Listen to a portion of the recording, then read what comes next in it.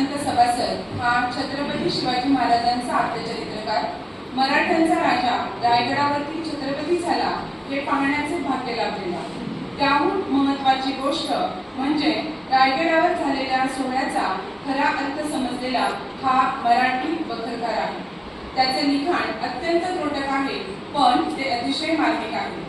राज्याभिषेकाच्या महत्त्वाबद्दल हा बखरकार दोनच वाक्य लिहून जातो, पण त्या वाक्यात सर्व शिवचरित्राचे सार येऊन जाते.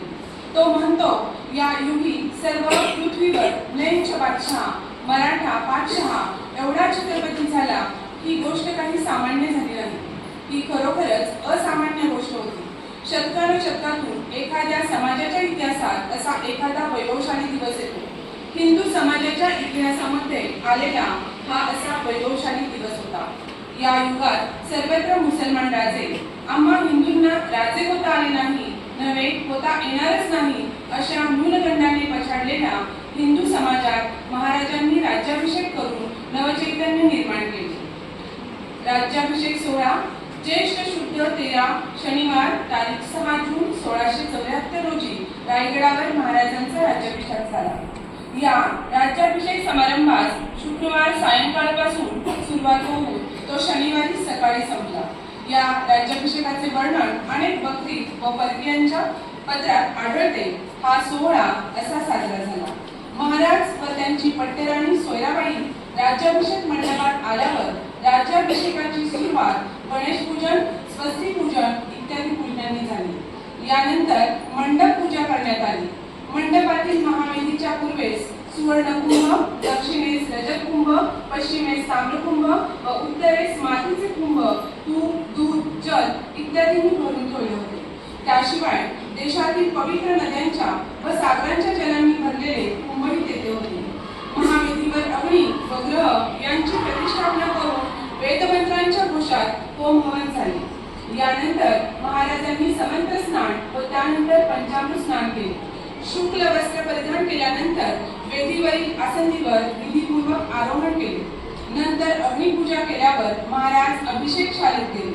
अभिषेक व सिंहासरोहण असे शिवराज्याभिषेकाचे दोन प्रमुख विधी होते. आता अभिषेक शाळेत अभिषेकाला सुरुवात होणार होती. अभिषेक शाळेत सोन्याचे आसन तयार केले होते. त्या आसनावर महाराज सोयराबाई व युवराज संभाजीराजे यांनी आरोहण केले. यावेळी अष्टदिशांना महाराजांचे अष्टप्रधान उभे राहिले होते. पूर्वेला पंतप्रधान मोरोपंत तुपाने भरलेला सोन्याचा कलश घेऊन उभे होते. आग्नेयेस अण्णाजी पंत सचिन छत्र घेऊन उभे होते. दक्षिणेस हंबीरराव मोहिते सेनापती दुधाने भरलेला रौप्य कलश घेऊन उभे होते. पश्चिमेस रामचंद्रपंत अमात्य धन्याने भरलेला ताम्र कलश घेऊन व वायव्येस दत्ताजी पंत मंत्री मोहिते घेऊन उभे होते. याशिवाय अनेक अधिकाऱ्यांच्या हाती पवित्र नद्यांच्या जलांनी भरलेले कलश होते. या सर्वांनी वेदमंत्राच्या घोषात महाराज, पट्टराणी व युवराज यांच्यावर अभिषेक केला. यावेळी वाद्यांचा गजर झाला. 16 ब्राह्मण सुवासिनींनी महाराजांना सोन्याच्या पंचारत्या केल्या.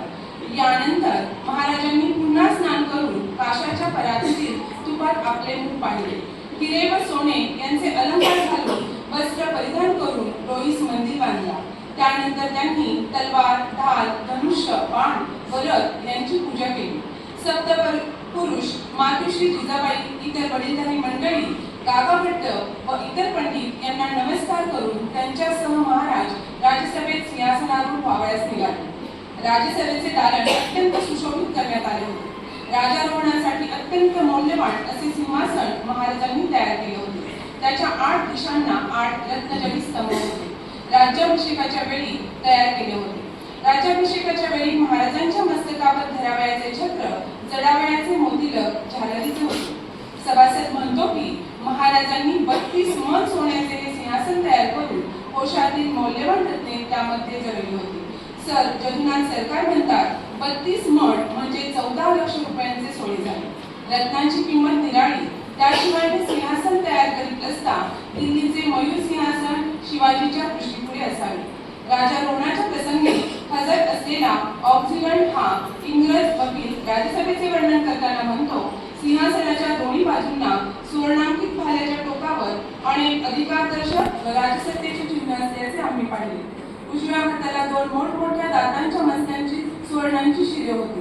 डाव्या हाताला अनेक अश्वगुच्छे व एका मूल्यवान भाल्याच्या टोकावर समपात्रित लोंबणारी सोन्याची तराजूची पारडी न्यायचिन्ह म्हणून तळपत होती. याशिवाय सभागृहाच्या भिंती शुभलक्षणी चिन्हांनी व चित्रांनी सुशोभित करण्यात आल्या होत्या. मोत्याच्या झालरींनी शृंगारला होता. सभागृहाच्या प्रवेशद्वारी दोन शुभलक्षणी हत्ती सुवर्णलंकारासह उभे होते. ब्राह्मण पंडित, अष्टप्रधान, चिटणीस यांच्यासह महाराजांनी सभागृहात शुभवेळी प्रवेश केला. सिंहासनाजवळ येताच त्यास वंदन करून त्यास पायाचा स्पर्श न करता वेदमंत्रांचा घोष चालू असतानाच महाराजांनी सिंहासनावर आरोहण केले. युवराज संभाजीराजे, गागाभट्ट व पंतप्रधान मोरोपंत हे सिंहासनाच्या खालच्या पायरीवर आसनस्थ झाले. इतर प्रधान, राज्यातील अधिकारी, निमंत्रित मंडळी, ब्राह्मण पंडित वगैरे त्यांना नेमून दिलेल्या जागी उभे होते. मातुश्री जिजाबाईंच्या समोर हा सोहळा होत होता. महाराजांनी सिंहासनारोहण करताच वाद्यांचा गजर झाला, दुदंबी झडल्या, रायगडावर तोफांचा गडगडाट झाला. त्याबरोबर स्वराज्यातील सर्व किल्ल्यांवरून तोफा फडकळू लागल्या. त्यांना दशदिशांना गरजून सांगितले की मराठ्यांचा राजा सिंहासनावर बसला.